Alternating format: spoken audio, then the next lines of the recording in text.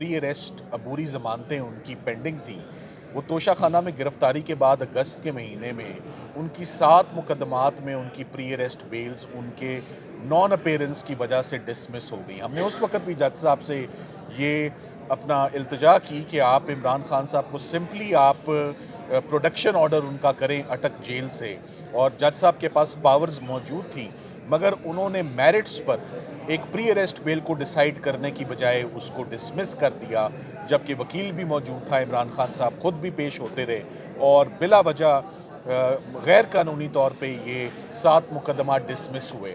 उन 7 मुकदमात को चैलेंज किए रखा था रिवीजन जुरिस्डिक्शन में लाहौर हाई कोर्ट में, जिसकी आज फाइनली बाकायदा समात जो है वो मैडम आलिया नीलम के पास और मिस्टर जस्टिस फ़ारूक हैदर साहब के पास कुछ ही देर पहले समात हुई, जिसमें सबसे पहली ऑब्जर्वेशन तो ये आई कि लाहौर के जितने भी मुकदमात हैं उसमें आज दिन तक ये सरकार की तरफ से स्टेटमेंट आई है कि इमरान खान साहब को किसी भी मुकदमे में गिरफ्तार नहीं किया गया। ये इस बात की हमने भी तस्दीक की है कि इमरान खान साहब की गिरफ्तारी किसी भी केस में मतलूब नहीं है। तो ये बात ही काफ़ी है कि अगर एक शख्स एक जेल में मौजूद है, इतने अरसे से मौजूद है, उसके खिलाफ एक क्रिमिनल केस भी रजिस्टर्ड है, तो आज दिन तक क्या आईओस को उनकी गिरफ्तारी ही नहीं चाहिए थी कि जाके उन्होंने उनको गिरफ्तार ही नहीं किया और शामिल तफ्तीश ही नहीं किया।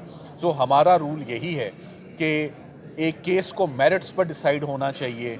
एक शख्स जिसकी 72 ईयर्स एज हो और वो एफर्ट और स्ट्रगल कर रहा हो। लाहौर हाई कोर्ट में आपको याद है कि इमरान खान साहब कितनी दफ़ा आए और अबूरी ज़मानतें लेकर गए।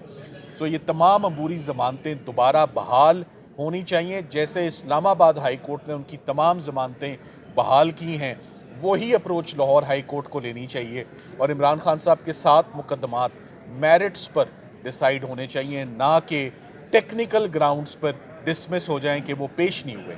सो ये दहशतगर्दी के जज साहब के पास इख्तियार था इस बात का कि वो अटक जेल से इमरान खान साहब की तलबी करवाते और वो केस को मेरिट्स पर सुनते, और अगर वो रिलीफ के हकदार थे प्री अरेस्ट बेल के, तो वो प्री अरेस्ट बेल्स उनकी एक्सेप्ट होनी चाहिए थी, ना कि वो डिसमिस होती।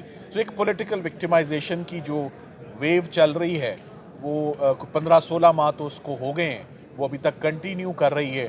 तो अब लाहौर के केसेस की तरफ भी थोड़ा सा रुख हुआ है इसका, और लाहौर के केसेस कल बाकायदा समात के लिए आज से कल पे एडजर्न हुए हैं। तमाम तफ्तीशी अफसरान को इन पर्सन पेश होने का हुक्म दिया गया है कि वो आके कोर्ट को एक्सप्लेन करें कि उन्होंने आज दिन तक उनका क्या कॉन्डक्ट रहा है इस केस में।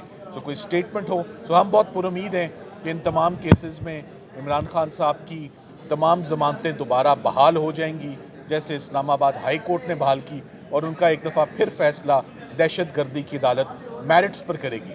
इसमें ज़िले शाह का केस भी इसमें शामिल है, कुछ 9 मई के वाक़यात भी इसमें शामिल हैं।